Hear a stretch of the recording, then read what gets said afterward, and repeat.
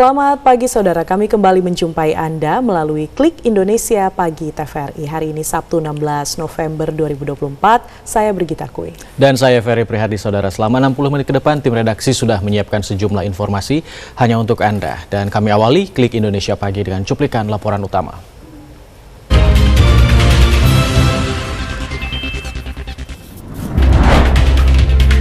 Presiden Prabowo Subianto mengajak negara anggota APEC untuk berkolaborasi dalam mengolah berbagai sumber daya secara bersama-sama.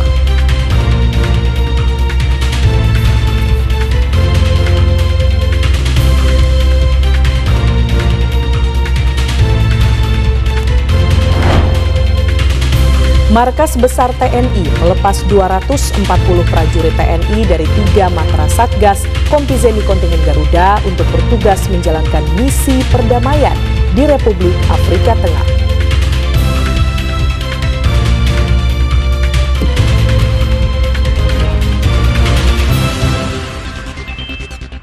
Kami awali dengan berita pertama, saudara. Wakil Presiden RI Gibran Rakabuming Raka menyaksikan laga Timnas Indonesia melawan Jepang dalam fase Grup C putaran ketiga kualifikasi Piala Dunia 2026.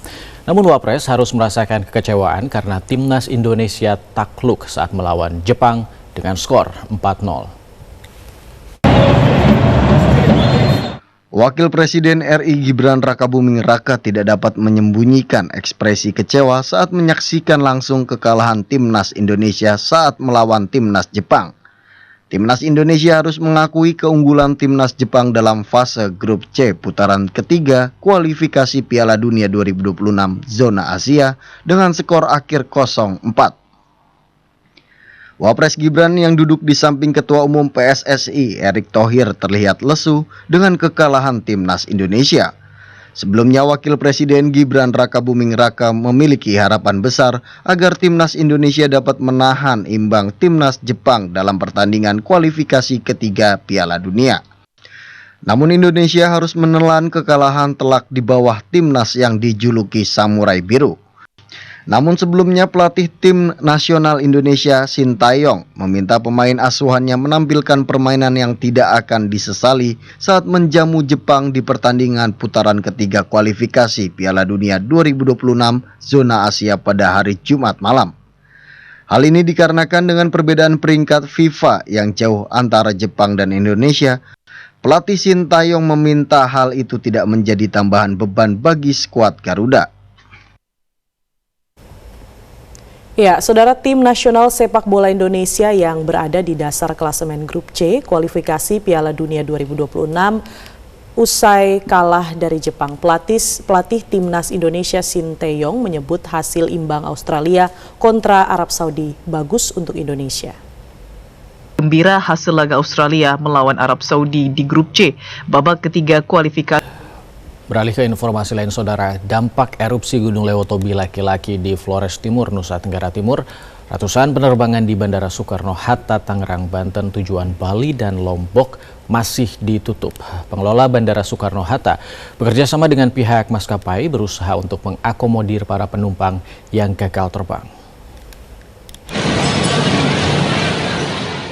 Aktivitas sebaran abu vulkanik Gunung Lewotobi laki-laki di Flores Timur, Nusa Tenggara Timur masih terjadi. Hal ini berdampak pada penerbangan khususnya di Bandara Soekarno-Hatta, Tangerang, Banten. Setiap harinya ada 64 penerbangan baik yang ke Denpasar, Bali maupun ke Lombok, Nusa Tenggara Barat terhambat. Namun berdasarkan notice to Airmen Airnav, hingga kini rute penerbangan domestik tujuan Denpasar dan Lombok masih ditutup. Berdasarkan data pengelola Bandara Soekarno-Hatta, sejak 4 November hingga 14 November 2024, terdapat 200 penerbangan yang terdampak, ada 159 ditunda, dan 42 gagal berangkat. Jumlah tersebut menyebabkan 29.323 penumpang terganggu keberangkatannya. Pihak maskapai bekerja sama dengan pengelola Bandara Soekarno-Hatta berusaha mengakomodir para penumpang yang gagal terbang, mulai dari pengembalian uang hingga jadwal ulang keberangkatan. Senior Manajer Bikom Bandara Soekarno-Hatta mengatakan akibat adanya erupsi Gunung Lewotobi ada ratusan penerbangan yang delay hingga batal terbang. Ya, jadi terkait dengan dampak erupsi Gunung Lewotobi di Nusa Tenggara Timur, memang Bandara Soekarno-Hatta adalah salah satu bandara yang terdampak penerbangannya kedua tujuan, yaitu ke Denpasar dan ke Lombok. Berdasarkan periode dari tanggal 4 sampai dengan 14 di Bandara Soekarno-Hatta itu terdampak sekitar 201 flight dan sekitar 29.323 penumpang yang mengalami dampak dari erupsinya Gunung Lewatobi ini.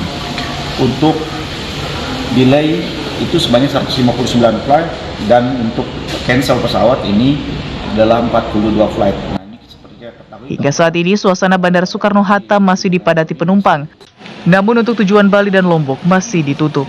Bagi penumpang yang sudah terlanjur membeli tiket dapat dilakukan penukaran tiket dengan uang maupun penjadwalan ulang penerbangan di konter maskapai yang telah disediakan. Dari Kota Tangerang, Raymond Haryono melaporkan.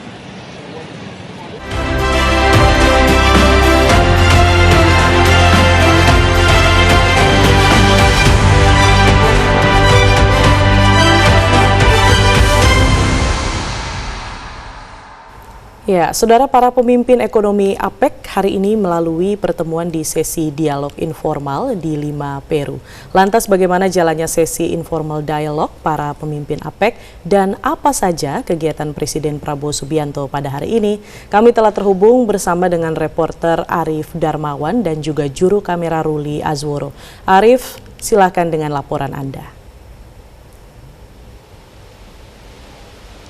Baik, terima kasih Brigita. Saudara, dari Media Center gelaran KTT APEC di Lima, Peru, kembali kami laporkan bahwa hari ini para pemimpin ekonomi APEC memulai rapat atau pertemuan di mana tadi para pemimpin APEC dan perwakilan dari 21 negara anggota APEC menggelar dialog informal di Gedung 5 Convention Center. Sesi dialog tadi dimulai sekitar pukul 10 dan berlangsung tertutup. Dalam pidato pembukaannya, Presiden Peru Dina Boluarte menyampaikan fokus APEC di bawah keketuaannya adalah kebutuhan untuk mempromosikan pertumbuhan ekonomi yang inklusif dan mengurangi pekerja informal di negara-negara APEC. Presiden Boluarte menyatakan tujuan APEC adalah untuk menyamakan kedudukan, menyediakan semua perangkat yang dibutuhkan untuk inklusi di ruang sosial, keuangan, dan juga komersial. Boluarte meyakini bahwa pertumbuhan dimulai dari inklusi dan hal itu hanya mungkin dicapai melalui pemberdayaan masyarakat sebagai motor penggerak ekonomi. Dan saudara, dalam pertemuan ini para pemimpin ekonomi APEC memberikan pidato secara bergantian berdasarkan abjad terbalik dari huruf depan nama negara masing-masing, di mana tadi Presiden Prabowo Subianto mendapat giliran ke-14 setelah Jepang. Dan sebelumnya memang Presiden Prabowo menjadi keynote speaker pada APEC CEO Summit, di mana Presiden Prabowo Subianto menyatakan rakyat yang berada di kawasan Asia Pasifik adalah rakyat yang menempati kawasan paling dinamis di dunia karena berpotensi untuk mencapai pertumbuhan ekonomi. Menurut Presiden Prabowo, pertumbuhan ekonomi, potensi pencapaian teknologi, demografi, dan sumber daya yang tersedia di Pasifik semuanya menunjukkan masa depan ekonomi yang cerah. Dan saudara, sedikit kami jelaskan, APEC adalah forum kerjasama ekonomi regional dengan nilai ekonomi mencapai 2/3 dari nilai domestik bruto dunia dan populasi mencapai 38% dari jumlah penduduk dunia sebesar 2,96 miliar jiwa. Dalam forum tahunan ini, tuan rumah Peru melanjutkan agenda pembahasan sesuai visi APEC, yakni mempromosikan inklusivitas perdagangan untuk menciptakan kesejahteraan dan kemakmuran masyarakat di kawasan Asia Pasifik. Sementara itu, saudara, Presiden Prabowo Subianto mengajak negara anggota APEC untuk berkolaborasi dalam mengolah berbagai sumber daya bersama. Kepala negara menilai kolaborasi bersumber daya bersama agar dana beredar dalam cakupan ekonomi sendiri. Dan berikut laporannya.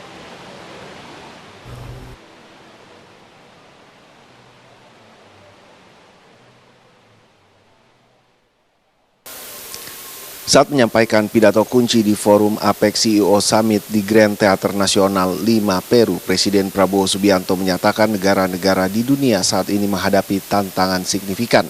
Namun banyak negara termasuk Indonesia diberkati sumber daya yang melimpah, wilayah, tanah, dan air yang signifikan. Presiden Prabowo Subianto optimis Indonesia dapat mengganti bahan bakar fosil dengan energi terbarukan. Indonesia memiliki potensi bioenergi bahan bakar berbasis tanaman yang dapat dihasilkan. Karenanya, Presiden Prabowo mengajak negara anggota APEC untuk berkolaborasi bersama Indonesia dalam upaya ini. We can replace fossil fuel by renewables. We have the largest geothermal potential. I think 60% of the world geothermal energy potential is in Indonesia.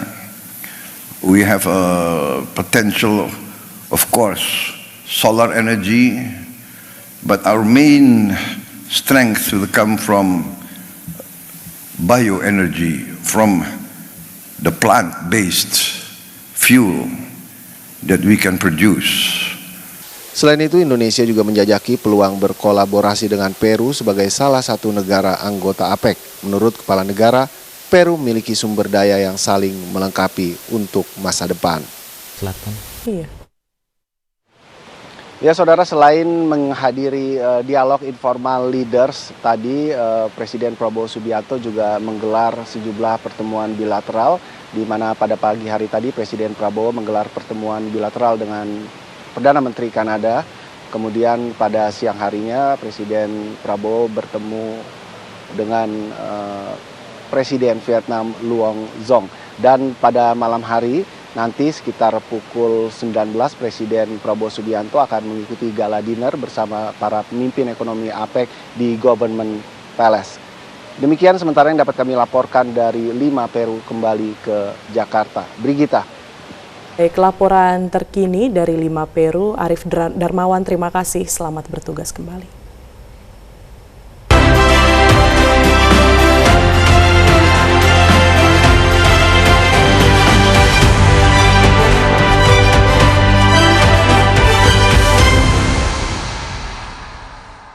Markas Besar TNI melepas keberangkatan Satgas Kompi Zenit TNI kontingen Garuda untuk bertugas menjalankan misi perdamaian di Republik Afrika Tengah. Satgas tersebut terdiri dari 240 prajurit TNI dari 3 matra.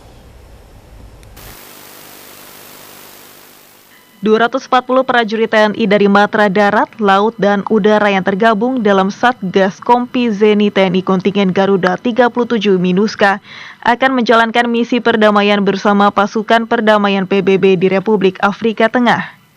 Kepala Staf Umum Kasum TNI, Letjen TNI Richard Tampu Bolon mengatakan, Satgas Kompi Zenit TNI kontingen Garuda 37K MINUSCA memiliki 3 tugas utama, yaitu tugas horizontal seperti pembuatan jalan, tugas vertikal seperti membangun bangunan bertingkat, dan menjinakkan bahan peledak.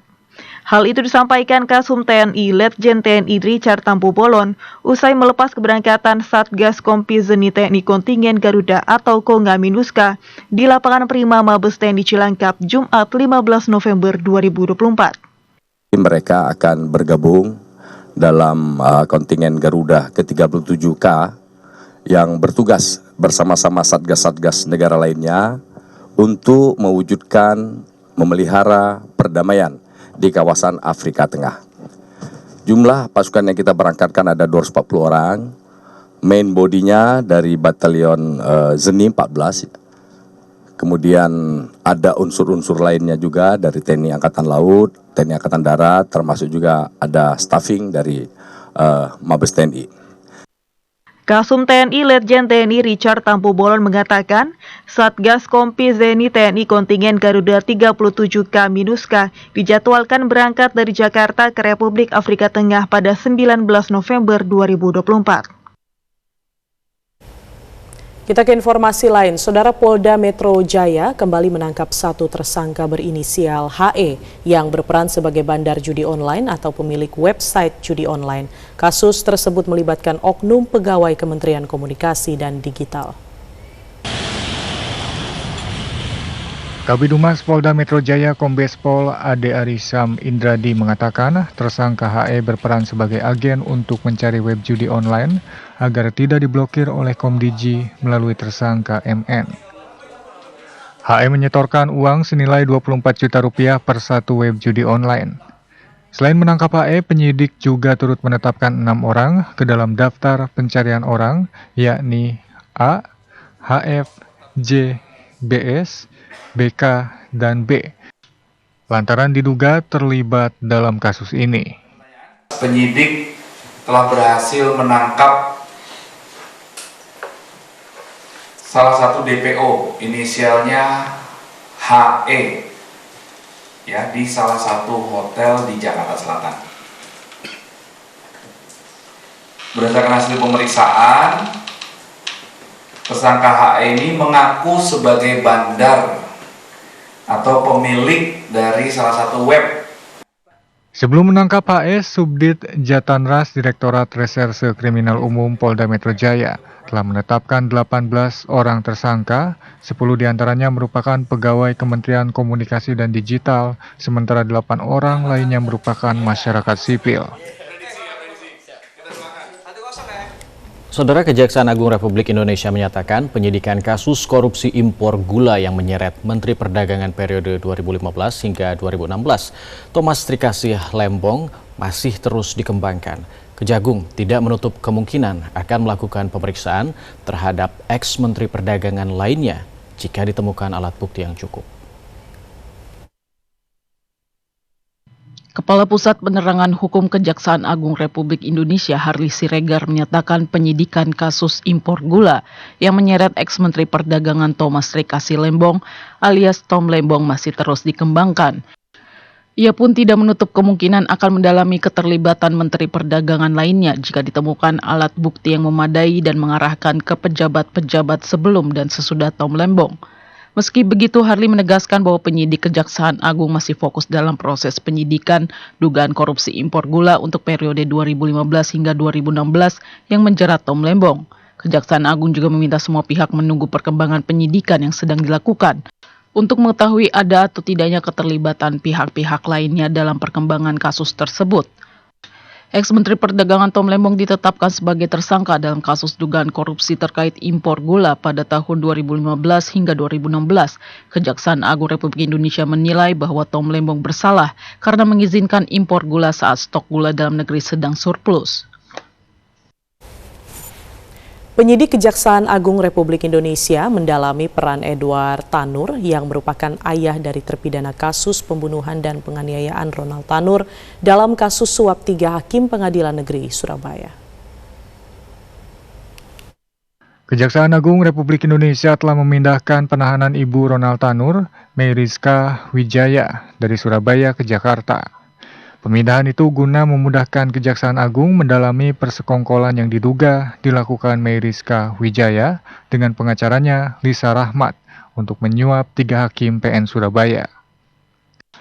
Selanjutnya Kejagung akan mendalami terkait peran mantan pejabat MA Jarob Richard di Pengadilan Surabaya, mengingat Lisa Rahmat selaku pengacara telah meminta kepada Jarob untuk mengenalkan Ibu Ronald Tanur kepada salah seorang pejabat di PN Surabaya. Selain itu, Kejagung juga akan memeriksa lebih lanjut Edward Tanur atau ayah dari Ronald Tanur terkait upaya Meriska Wijaya untuk menyuap 3 hakim PN Surabaya. Demo itu kan ibunya RT, ya, dia diperiksa sebagai saksi karena ternyata kan yang kita pikir selama ini ZR hanya berperan di urusan kasasi, padahal LR sudah meminta bantuannya juga sejak di APN. Nah, itulah yang didalami. Apakah MW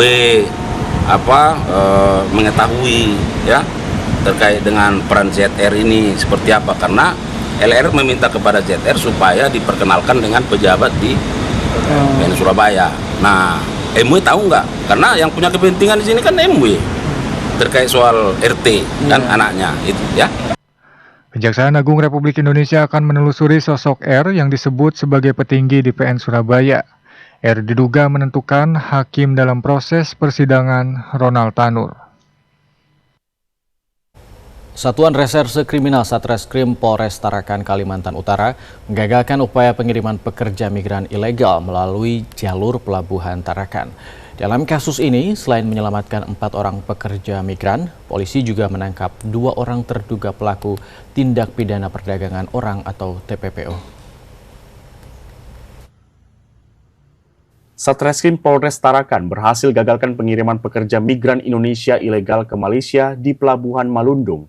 Dari hasil pengungkapan dugaan tindak pidana perdagangan orang (TPPO) ini, 4 orang pekerja migran asal Nusa Tenggara Timur berhasil diselamatkan. Keempat orang ini sebelumnya diiming-imingi pekerjaan di perkebunan sawit di Malaysia dengan penghasilan di atas Rp2.000.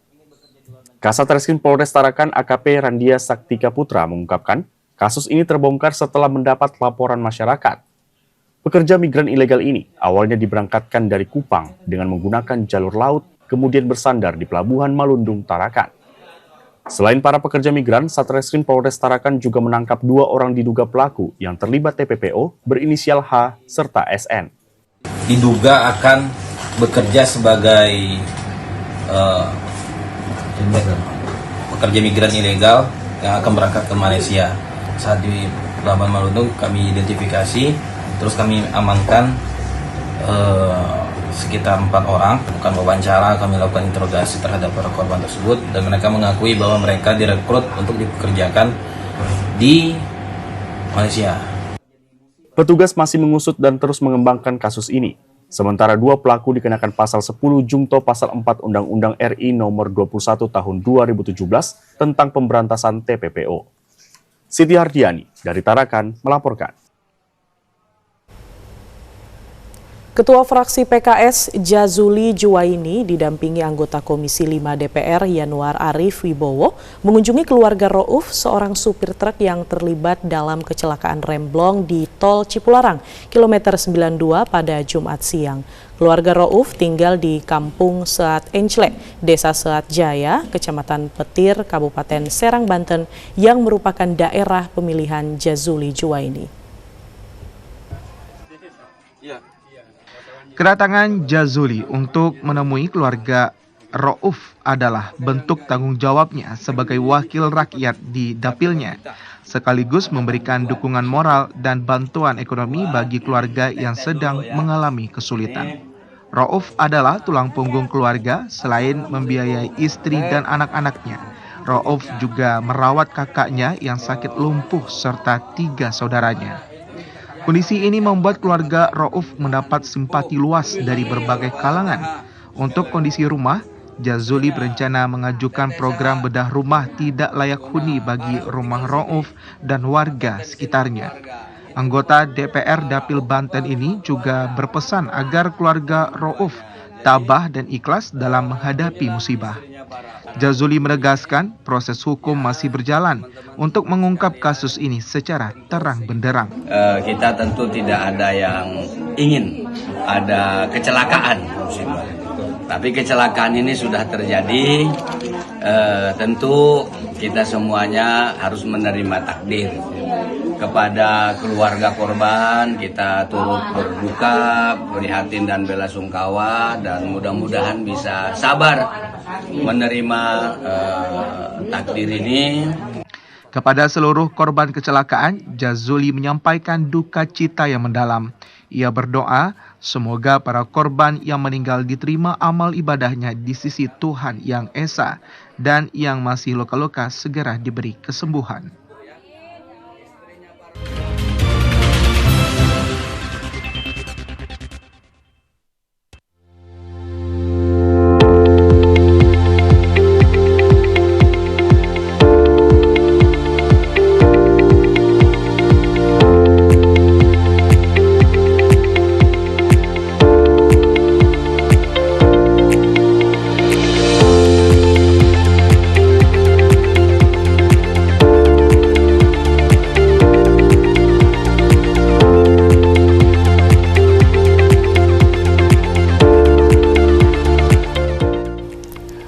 Ya, saudara, sejumlah informasi lainnya akan kami sampaikan usai jeda berikut ini. Tetaplah bersama kami.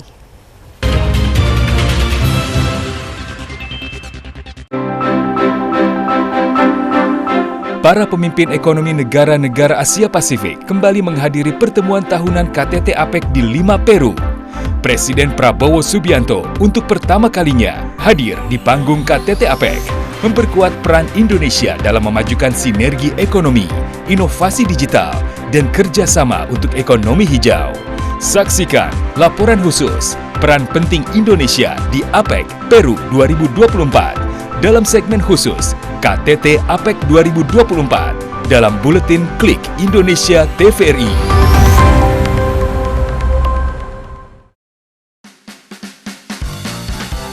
Serial drama yang mengangkat kisah keseharian dari Dr. Dedi dan keluarga. Yaudah ayah, berdua sama Jojo, biar adil, ya? Ya. Kenapa ya jadi pelit ya? Dengan segala dinamika dan tantangan sehari-hari. Ayo mau nambahin uang bulanan bunda gitu? Otomatis. Ya. Kalau Jojo antar jemput anak-anak, berarti uang hariannya mereka buat bunda? Pasti. Oh my God, ya. Bagaimana pandangan kita akan problem sosial dan cara menyelesaikannya? Dibintangi oleh Surya Saputra, Elma Teana, dan Bara Valentino. Saksikan Jendela Rumah Kita Reborn setiap Minggu sampai Selasa pukul 20 waktu Indonesia Barat.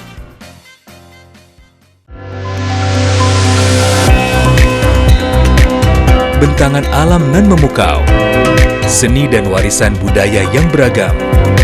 Mari jelajahi keindahan Nusantara melalui program Pesona Indonesia setiap hari pukul 14 waktu Indonesia Barat.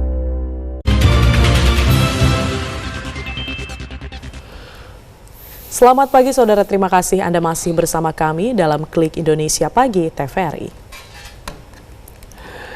Ya, saudara, Mahkamah Konstitusi menolak gugatan pemohon bernama Harseto Setiadi Rajah terkait pasal yang mengatur cuti calon kepala daerah petahana dalam Undang-Undang Pilkada. MK menilai pengubahan pasal justru menyebabkan pasal-pasal dalam Undang-Undang Pilkada saling bertentangan. Mahkamah Konstitusi menegaskan Undang-Undang Pilkada sudah mengatur secara tegas calon kepala daerah petahana yang maju harus cuti di luar tanggungan negara. MK mengatakan keinginan pemohon untuk menambahkan frasa pengaturan lama cuti dan jadwal cuti dengan memperhatikan keberlangsungan tugas penyelenggaraan pemerintah daerah akan saling bertentangan dengan pasal 70 ayat 3 huruf A Undang-Undang Nomor 10 Tahun 2016 yang mengatur cuti di luar tanggungan negara dengan jangka waktu yang jelas, yaitu dilakukan selama masa kampanye. MK menyatakan aturan cuti tersebut dibuat sederhana dan menjamin kepastian hukum. Sebelumnya pemohon bernama Harseto Setiadi Rajah menggugat Undang-Undang tentang Pilkada soal lama cuti kampanye bagi kepala daerah petahana yang mencalonkan diri lagi. Kuasa hukum Harseto, Victor Santoso, mengatakan cuti kampanye selama 60 hari untuk kepala daerah terlalu lama. Menurutnya kepala daerah cukup mengambil cuti pada saat momen kampanye saja sehingga tetap bisa melanjutkan pekerjaan di luar jadwal kampanyenya. Jelang hari pencoblosan Pilkada 2024, Badan Pengawas Pemilu Bawaslu Kota Bengkulu mengimbau masyarakat dan pasangan calon untuk tidak manipulasi politik dalam kampanye pilkada. Selain itu, Bawaslu juga memperketat pengawasan agar tidak ada praktik politik uang berupa membeli suara karena dapat merusak demokrasi. Hari pencoblosan Pilkada Serentak 2024 tinggal 2 pekan lagi.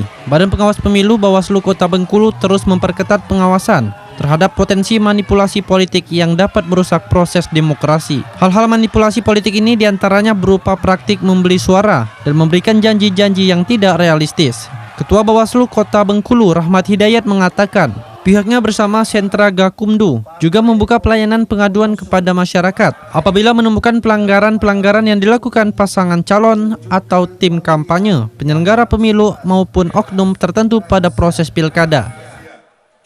Di setiap masa kampanye maupun di masa tenang nanti, Bawaslu itu akan melakukan patroli siaga. Artinya di masa kampanye kita selalu mengawasi setiap kampanye dari pasangan calon, baik dia wali kota, wakil wali kota maupun gubernur dan wakil gubernur. Artinya setiap itu kita harus hadir. Karena memang secara aturan soal money politik ini kan merusak tatanan demokrasi kita sebetulnya. Jadi harapan kami jangan sampai masyarakat dibeli dalam tanda kutip dengan angka yang sangat tidak sepadan dengan hasil 5 tahun ke depan yang akan kita dapat. Masyarakat juga diminta dapat cerdas dalam menentukan pilihan agar pilkada dapat menghasilkan pemimpin yang dapat membawa perubahan yang positif bagi Bengkulu. Khairil Ansori, TVRI Bengkulu melaporkan.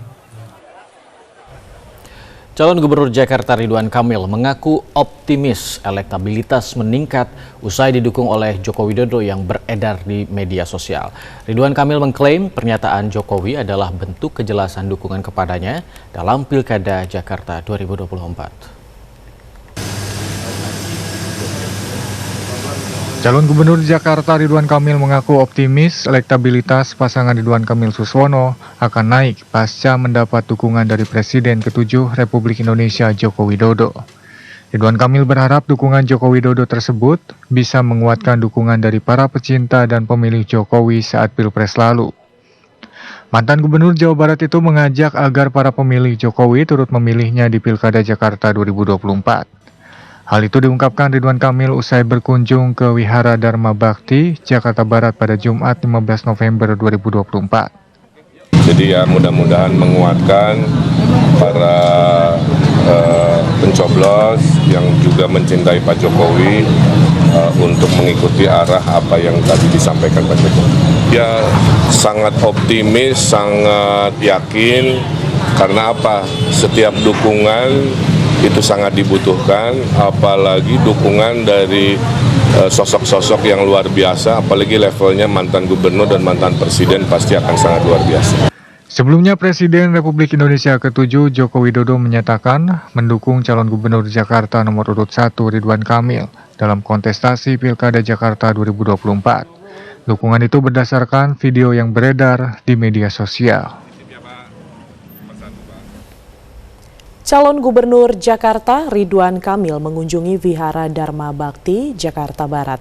Ridwan Kamil berjanji akan menggelontorkan anggaran untuk bantuan operasional rumah-rumah ibadah jika terpilih sebagai pemimpin Jakarta. Calon Gubernur Jakarta Ridwan Kamil mengunjungi Wihara Dharma Bakti di Glodok, Taman Sari, Jakarta Barat pada Jumat 15 November 2024. Mantan Gubernur Jawa Barat ini meninjau gedung persembahyangan atau peribadatan sementara yang digunakan oleh umat. Ridwan Kamil tidak sempat meninjau gedung wihara yang hangus terbakar pada 2015 lalu, namun Ridwan Kamil mendoakan proses renovasi berjalan lancar dan segera rampung. Selain itu, jika terpilih menjadi pemimpin Jakarta, Ridwan Kamil akan menggelontorkan anggaran untuk bantuan operasional rumah-rumah ibadah. Saya hadir atas undangan pemuda Kudisnya yang menitipkan agar Jakarta selalu terjaga keberagaman kedamaiannya, karena syarat membangun Jakarta, membangun Indonesia kan adalah rasa damai, rasa tenang ya. Saya selalu sampaikan Jakarta adalah Indonesia, cerminnya Indonesia, dan Indonesia cerminnya adalah Pancasila, dan Pancasila adalah Bhinneka Tunggal Ika. Ridwan Kamil dan pengurus wihara juga sempat melepas 2 burung merpati putih. Kedua merpati ini dilepas setelah didoakan oleh pengurus wihara. Ridwan Kamil menilai pelepasan 2 burung merpati putih ini sebagai simbol perdamaian dan kebebasan berkeyakinan. Forum Alumni Badan Eksekutif Mahasiswa mengimbau masyarakat untuk bersatu mencegah konflik dalam ajang pesta pemilihan kepala daerah serentak tahun 2024. Ketua Forum Alumni Badan Eksekutif Mahasiswa Zainuddin Arsyad mengungkapkan, meski berbeda pilihan dalam pemilu kepala daerah serentak 2024, masyarakat diharapkan tidak terpecah belah atau bermusuhan satu sama lainnya. Zainuddin mengungkapkan sesama anak bangsa hendaknya kita saling menjaga kerukunan walau berbeda pandangan terhadap calon kepala daerah yang kita pilih. Hal tersebut diungkapkan Zainuddin dalam diskusi santai bersatu cegah konflik antar anak bangsa dalam Pilkada 2024 di Jakarta. Seperti diketahui, pada tanggal 27 November 2024 nanti, pemilihan kepala daerah akan dilakukan serentak di seluruh Indonesia. Kita menginginkan sesama anak bangsa Indonesia jangan terjadi konflik horizontal, karena konflik itu akan menjadi ruang bangsa asing untuk melakukan proksi negara kita. Kalau terjadi proksi, yang rugi itu adalah negara kita. Ketika negara kita terjadi proksi oleh bangsa asing, rugi dari segi ekonomi, politik, budaya, bahkan stabilitas ini akan berdampak sampai ke dapur ibu-ibu sekalian. Maka jangan terjadi konflik, biarkanlah dinamika politik ini terjadi karena ujung-ujungnya akan terjadi kompromi. Kata Battah Taliwan tadi, negara kita adalah negara musyawarah, negara yang semuanya bisa negosiasi dan dikompromi. Betul. Dalam pesta ajang demokrasi Pilkada 2024, jika sesama anak bangsa bermusuhan atau berkonflik, yang dirugikan adalah diri sendiri dan orang lain. Karenanya Pilkada 2024 diharapkan dapat berjalan sejuk, damai, lancar, dan aman. Dari Jakarta, Ridho Saputra dan Tio Posma TVRI melaporkan. Komisi Pemilihan Umum Provinsi Sumatera Selatan mengingatkan batas masa kampanye Pilkada 2024 akan berakhir pada 23 November 2024 dan 3 hari menjelang pencoblosan akan memasuki masa tenang.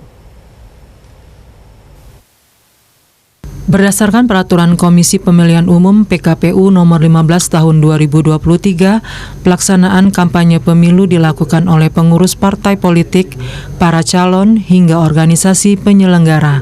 Pelaksanaan kampanye ini akan dilakukan selama beberapa hari sesuai dengan waktu yang telah ditentukan. Komisioner Divisi Teknis Penyelenggaraan Pemilu KPU Sumatera Selatan, Handoko mengatakan, pelaksanaan kampanye pada Pilkada 2024 ini dimulai pada 25 September 2024 hingga 23 November 2024. Untuk itu, setiap pasangan calon kepala daerah dapat mengadakan berbagai upaya kampanye, termasuk debat publik hingga waktu yang telah ditentukan. Selama masa kampanye ini, masyarakat dapat berinteraksi secara langsung dengan setiap kandidat untuk bertanya serta menyampaikan aspirasi mereka terhadap pembangunan daerah ke depannya. Ya, batas debat, karena debat ini kan bagian dari kampanye, sesuai dengan PKPU 13 tahun 2024 tentang kampanye.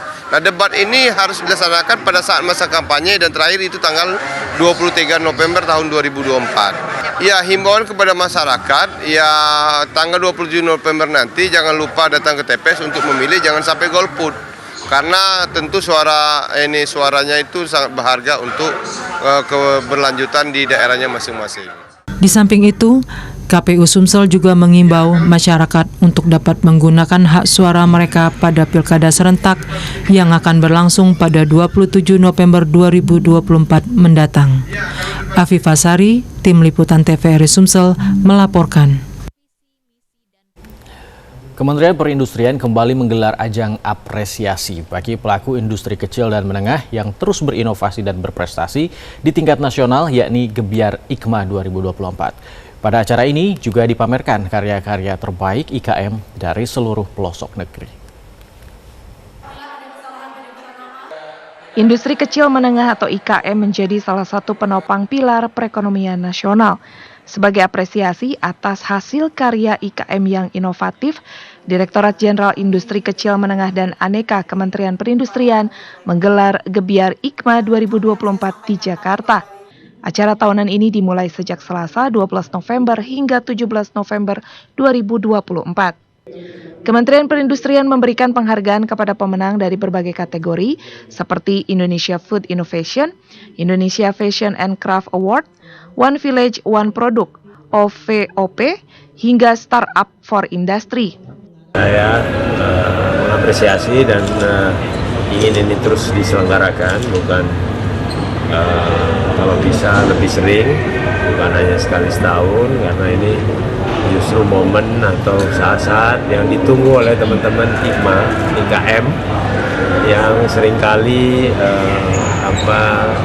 ruang untuk promosinya ini terbatas. Makanya kita dengan kegiatan ini bisa mendorong dan membantu promosi mereka. Sementara itu, Dirjen Industri Kecil Menengah dan Aneka atau IKMA, Reni Yenita mengatakan, Gebiar IKMA 2024 diharapkan menjadi katalis inovasi dan memperkuat daya saing IKM Indonesia di kancah global. Ke depan mungkin dengan bentuk kegiatan seperti ini akan menjadikan model. Harapan kami sih dinas yang membidangi perindustrian bisa menerapkan model ini untuk pembinaan selanjutnya. Gebiar IKMA juga menghadirkan pameran berbasis kompetensi yang menampilkan karya-karya terbaik IKM dari seluruh pelosok negeri, mulai dari penerima penghargaan Upakarti hingga produk kosmetik inovatif. Tidak hanya pameran, Direktorat Jenderal Industri Kecil, Menengah, dan Aneka berinisiatif memberikan wadah bisnis matching guna menghubungkan pelaku IKM dengan industri besar, sektor retail, dan berbagai peluang ekonomi lainnya. Gebiar IKMA 2024 membantu pelaku IKM bersiap dalam menerapkan teknologi industri 4.0 dengan pendampingan dari para praktisi agar peserta dapat memahami 5 pilar utama transformasi digital. Ya, saudara, dalam memberikan edukasi kepada kaum milenial, tata cara merias wajah dan juga merawat kulit, Gerakan Perempuan Sahabat Muhyiddin Hasnur menggelar Millennial Beauty Class secara gratis. Kegiatan tersebut sekaligus membuka peluang usaha baru bagi kaum perempuan. Gerakan Perempuan Sahabat Muhyiddin Hasnur menggelar Millennial Beauty Class secara gratis untuk para perempuan milenial di Kecamatan Banjarmasin, Kalimantan Selatan. Istri calon Gubernur Kalimantan Selatan Fatul Jannah Muhyiddin menyebut bahwa kegiatan ini bertujuan untuk memberikan edukasi sekaligus membuka peluang usaha baru bagi kaum perempuan. Dalam kelas kecantikan ini, para peserta tidak hanya diajarkan teknik merias wajah dan merawat kulit, tetapi juga diperkenalkan pada produk-produk yang aman bagi kulit. Kami merangkul milenial di kabupaten kota. Setiap kabupaten kota dikirim 2 orang. Peserta 50. Tapi yang waiting list 2 kali lipat. Alhamdulillah. Mudah-mudahan keadaan kegiatan ini mendapatkan dan diberkahi Allah SWT dan memberi manfaat untuk masyarakat Kalimantan Selatan khususnya. Selain itu, istri calon Wakil Gubernur Kalimantan Selatan Eliana Trisya Hasnuryadi juga menyatakan kegiatan edukasi yang diikuti oleh para kaum hawa generasi milenial dimaksudkan untuk mengedukasi dan mengembangkan skill atau potensi diri para kaum perempuan. Mengembangkan skill ya, diharapkan perempuan itu bisa meningkatkan value-nya dan dunia, tapi tidak lupa untuk juga disertai dengan akhlak yang baik, attitude yang baik, karakter yang baik. Insya Allah generasi Kalimantan Selatan ke depannya menjadi lebih baik lagi dalam membangun bangsa. Selain memberikan edukasi, juga digelar lomba merias wajah yang diikuti oleh 50 peserta yang mewakili 13 kabupaten atau kota se-Kalimantan Selatan yang dimaksudkan untuk mengembangkan kreativitas dan potensi diri anak-anak muda dalam bidang merias.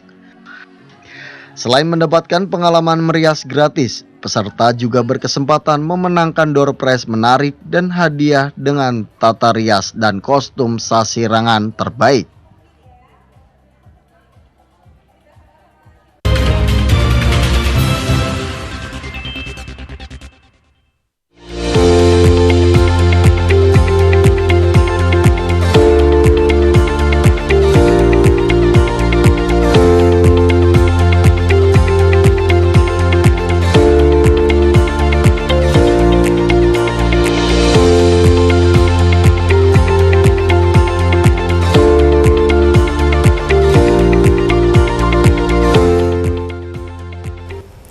Sejumlah informasi lainnya akan kami sampaikan usai jeda berikut ini. Klik Indonesia Pagi, segera kembali.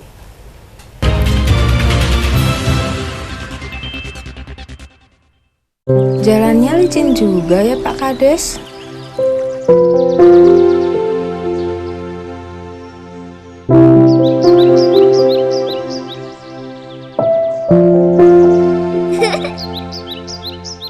Pak Kades? Iya Bu. Itu anaknya siapa? Itu anaknya Pak Medi, Bu Dokter. Oh, bisa antar kami ke rumah Pak Medi? Boleh, boleh. Mari.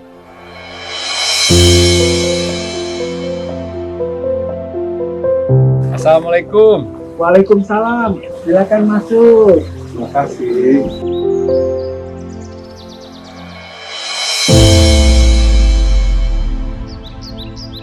Pola makannya harus dijaga ya Bu. Harus dengan gizi yang seimbang. Jangan lupa periksa kehamilannya secara teratur. Jaga kehamilan istrinya, Pak. Bila dibiarkan akan stunting.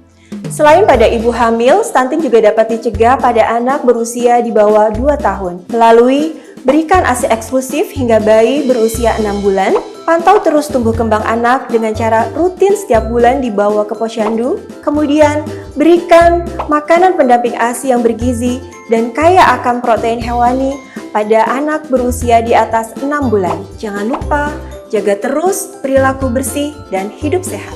Berantas stunting, wujudkan generasi emas Indonesia.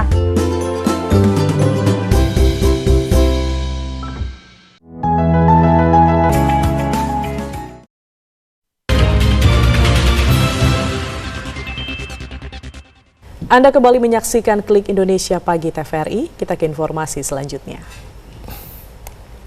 Saudara, perjalanan panjang karir grup band Kotak akan dirayakan dalam konser 2 dekade Kotak yang akan digelar di Jakarta. Pengalaman berkesan akan disajikan oleh Kotak bagi penggemar yang akan hadir dalam konser yang akan diselenggarakan pada 23 November mendatang.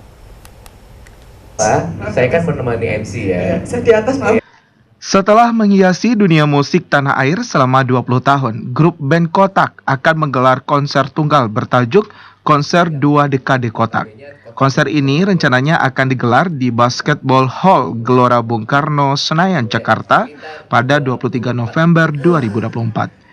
Band rock yang beranggotakan Tantri vokal, Sela gitar, dan Chua bass itu akan menampilkan aksi terbaiknya di atas panggung sebagai ungkapan terima kasih kepada seluruh pihak yang selama ini menemani perjalanan Kotak dalam bermusik. Vokalis Kotak, Tantri, mengatakan, melalui konser ini kami ingin mengajak penonton tak hanya sekedar bernyanyi, tetapi juga ingin mengajak berkontemplasi tentang makna kehidupan lewat lagu-lagu yang kita nyanyikan. Kalau ditanya impian, sejujurnya kita tinggal ngalir aja sih, Mas. Kayak di titik yang udah deh kita ngikut aja. Pun ada bonus, ya kita nikmatin bonusnya. Misalnya entah kolaborasi dengan siapa, ataupun memang ada, misalnya kayak sekarang bikin konser 2 dekade aja baru kepikiran 4 bulan lalu. Bukan yang kepikiran dari kapan tahu gitu. Dari kita pengen nikmatin aja bermain musik dengan happy, bermain musik, berkarya dengan menciptakan karya yang memang minimal orang lain tuh punya impact yang memang besar buat hidupnya gitu. Tuh jadi kayak priceless aja buat kita gitu. Dalam penampilan nanti, Kotak akan berkolaborasi dengan beberapa artis yakni Sarah Wijayanto, Marcelino Tahiteo, dan rapper wanita asal Surabaya Yako. Konser ini akan dipadupadankan dengan lighting dan visual art yang menarik. Ya, saudara, jelang perayaan Natal dan Tahun Baru, sejumlah harga komoditas di pasar tradisional Bandar Lampung mulai mengalami kenaikan. Para pedagang memprediksi kenaikan masih akan terus terjadi sehingga diharapkan adanya upaya pemerintah untuk menstabilkan harga. Sejak sepekan terakhir, harga sejumlah komoditi di pasar tradisional Bandar Lampung mengalami kenaikan seperti pada bumbu dapur dan jenis cabai. Cabai rawit dari harga Rp40.000 per kilogram kini naik menjadi Rp60.000 per kilogram dan cabai merah keriting dari Rp15.000 naik menjadi Rp20.000 per kilogram. Selain itu, harga bawang merah juga terpantau naik menembus di harga Rp40.000 per kilogram yang sebelumnya hanya dijual Rp25.000. Para pedagang menyebutkan penyebab kenaikan harga terjadi lantaran mendekati masa Natal dan Tahun Baru. Cabai, semua jenis cabai naik. Cabai merah Yang naik. Cabai Jawa agak dulu. Kalau cabai merah itu berapa, Mak, sekarang, Mak? Artinya kenaikan ini disebabkan apa sih, Mak? Disebabkan mau tahun baru. Oh, biasanya tahun baru memang naik semua. Natal dan tahun baru. Tahun baru. Memang naik semua harganya, Mak. Nah, kalau untuk tomat segala macam, Mak, ada naik. Tomat mahal 18.000. Tomat Bandung. Sebelumnya, Mak? Sebelumnya cuma 8.000. Pedagang memprediksi harga sejumlah bahan pokok masih akan terus merangkak naik. Pedagang meminta pemerintah dapat menstabilkan harga agar daya jual beli masyarakat tidak menurun di akhir tahun. Agus Mukni Hakim, TVRI Lampung melaporkan. Saudara, ribuan buah alpukat berhasil dibudidayakan oleh petani di Desa Tonasa, Kecamatan Tombolo Pau, Kabupaten Goa. Dalam satu buah alpukat jenis kali bening memiliki berat hingga 1 kilogram. Petani di Desa Tonasa, Kecamatan Tombolo Pau, Kabupaten Goa, berhasil membudidayakan ribuan pohon alpukat jenis wina dan kali bening.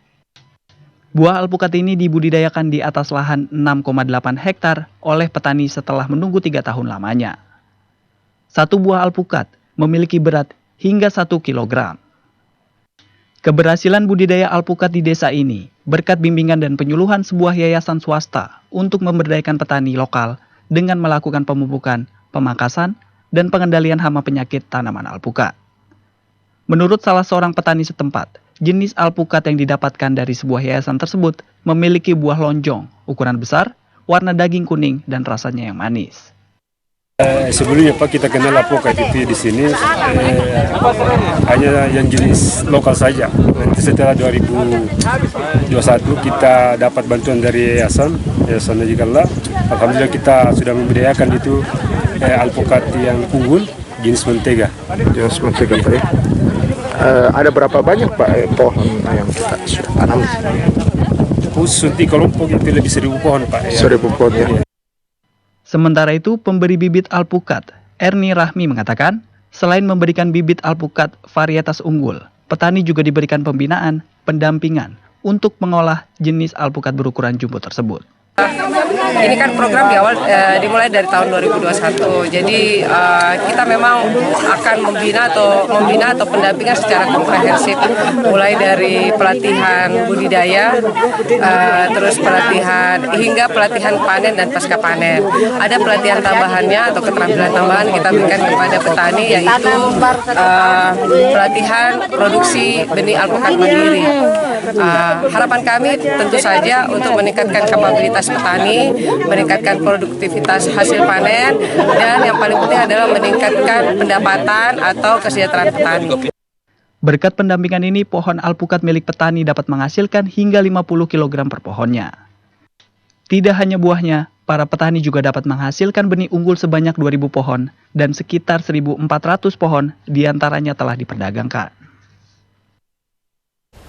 Berbagai kerajinan banyak dihasilkan dari tangan-tangan kreatif warga di Kapanewon Kalasan, Sleman, Daerah Istimewa Yogyakarta.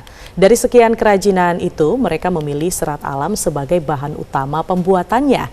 Dinilai ramah lingkungan, tak heran jika kerajinan berbahan serat alam itu banyak disukai orang asing sehingga meningkatkan ekspor. Serat alam bisa dimanfaatkan, mulai dari mendong, sigres atau pandan laut, eceng gondok, rami, pelepah pisang, hingga gedebok pisang. Serat alam ini dikeringkan terlebih dahulu agar bisa dijadikan bahan utama pembuatan kerajinan. Salah satunya terlihat di gerai pameran pembangunan Kabupaten Sleman beberapa waktu lalu, berupa kerajinan yang dibuat warga di Kapanewon Kalasan, Sleman, Daerah Istimewa Yogyakarta. Pemanfaatan serat alam menjadi sebuah kerajinan yang sangat cantik dan menawan, mulai dari nampan, keranjang, tempat duduk atau kursi, bingkai cermin, keranjang baju, hingga berbagai ornamen hiasan dinding. Mengolah serat alam membutuhkan proses yang tidak mudah. Perlu ketekunan dan ketelatenan dalam mengolah serat alam menjadi bahan yang siap dibentuk sesuai yang diinginkan. Prosesnya dimulai dari pemilihan bahan, pengeringan, hingga pewarnaan masing-masing sesuai prosedur yang sudah diterapkan. Kerajinan yang dibuat dari bahan alam banyak disukai mancanegara dan digunakan untuk interior, tempat foto dan keranjang, fotospot hingga nampan. Harganya relatif bersaing sehingga bisa diterima konsumen. Karena terbuat dari bahan alam sangat menarik sekali dan disukai oleh orang-orang mancanegara. Produk ini sudah ekspor Asia, Amerika, Dubai, Eropa, Caribbean. Hasil kerajinan kreatif ramah lingkungan ini dinilai berkualitas, sehingga diharapkan bisa bersaing di pasar ekspor. Demikian Muhammad Ridwan, TVRI Yogyakarta melaporkan. Dan saudara, informasi tadi sekaligus menutup perjumpaan kita dalam Klik Indonesia pagi hari ini. Akhirnya saya Brigita Kui. Dan saya Ferry Prihardi mewakili seluruh kerabat kerja yang bertugas mengucapkan terima kasih atas kebersamaan Anda. Tetaplah bersama TVRI Media Pemersatu Bangsa. Selamat pagi, selamat berakhir pekan dan sampai jumpa.